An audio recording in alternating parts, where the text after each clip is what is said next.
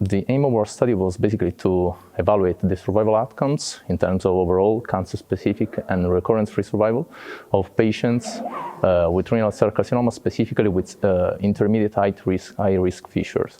So those were patients specifically who had a higher grade disease, N1 disease, and also T3 disease mainly.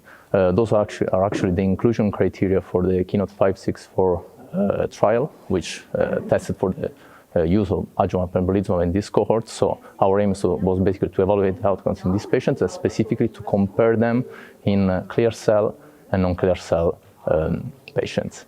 We were able to enroll about 1,800 patients with a clear cell renal cell carcinoma, while we had like a little bit more than 450 patients with non-clear cell carcinoma.